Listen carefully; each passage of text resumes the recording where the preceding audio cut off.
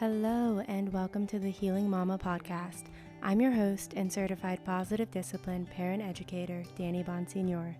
Join me for some encouraging conversations surrounding faith, motherhood, and helpful parenting tools for you to view everyday parenting challenges as a means to grow that is respectful to both you and your child. I'm so glad you're here. Hello and welcome back to the Healing Mama podcast. This is episode 36 and I am so glad that you are here. In case you missed it, episode 35 was all about helping you have more understanding on why your preschooler whines.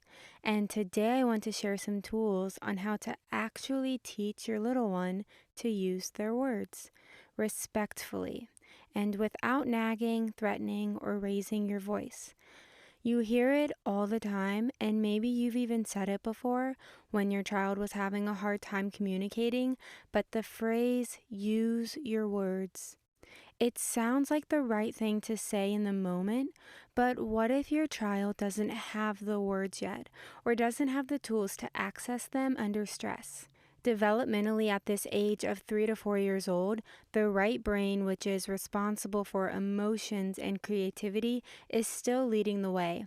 And the left brain, which is responsible for language and logic, is still catching up.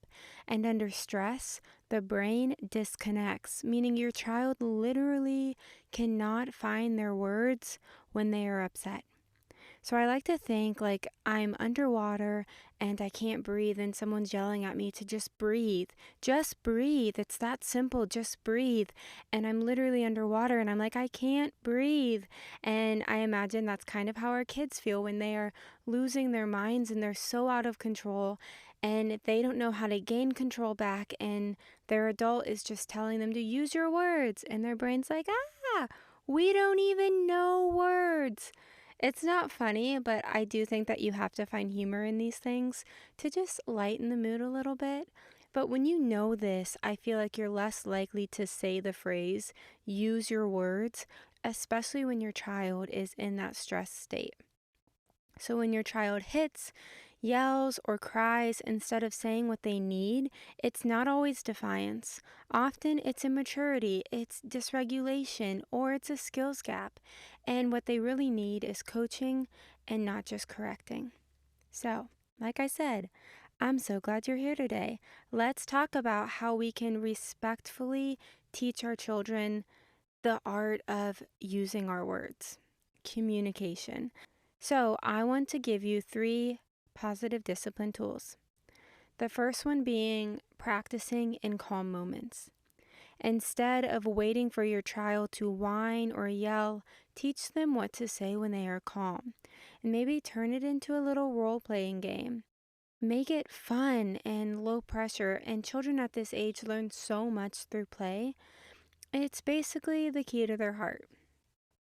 The second tool being naming the emotion and then offering your child words. So in the moment when your child is overwhelmed, you have this beautiful God-given opportunity to help them by co-regulating, to be their calm, to help them name their feelings, and to just be there with them so that they can learn and trust that yes, these feelings feel big, but they can and they will get through them, and that they always have you. You are helping connect their emotion, which is their right brain, with their words, their left brain, which is actually called integration. The third tool being modeling and repeating often. This isn't a one-stop shop. We can't tell our kids something one time, even 2 times, even 3 times, and expect their little brains to just remember. Your child will learn far more from what you do than what you say. So that means speaking respectfully to them even when you're correcting them, using gentle, clear language consistently, repeating phrases like, say it with kindness, try that again with your strong voice, or let's rewind and try that in a better way. Being patient. It takes time to build these habits, just like any muscle. Ephesians 4:29 says, Don't use foul or abusive language. Let everything you say be good and helpful, so that your words will be an encouragement to those who hear them. This verse is for us as parents, but also it gives us a beautiful picture of what we are teaching our children. Our words should build up, our tone should reflect love, and our correction should be helpful, not shameful. When we model respectful speech, even during correction, we show our kids what godly communication looks like. You are not just correcting bad behavior, you are shaping their hearts. You are teaching them to use their voices with kindness, with truth, and with purpose. My 4-year-old is currently learning how to speak by how we allow her to speak to us and how we speak to her. So when she says something like, "Give it to me," instead of jumping on a chance to scold her, a phrase that I find myself saying often is, "I love you so much, I'm gonna let you try that again." And she almost always softens her tones and she'd say something like, "Will you please hand that to me, Mommy?" Which I reply with, "Of course, I'd love to." We also use words like, "That was salty," or "You get more yeses with honey," and usually in a laughing manner to lighten the mood. It would be hypocritical to respond to your child's attitude with your own attitude. So for me, starting with, "I love you so much," it helps me personally with my tone. And this didn't happen perfectly, and it still doesn't. It takes practice, but the more that you model it and coach it, the more it clicks. I know that sometimes the day to day can blur together. Maybe you're bored, maybe you're tired of being overstimulated, or maybe you're not. But either way, you are doing meaningful work as a mom. You are shaping hearts and you are building up followers of Christ. So if you take anything with you today, let it be that your preschooler often cannot use their words well under stress.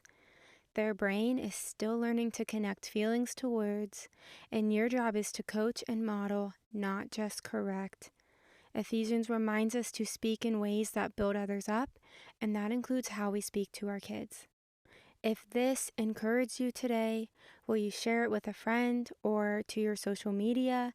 This helps me grow and it helps me share with more moms. And remember to grab your free principle in the show notes with today's tips and scripture. I really appreciate you tuning in today, and until next time.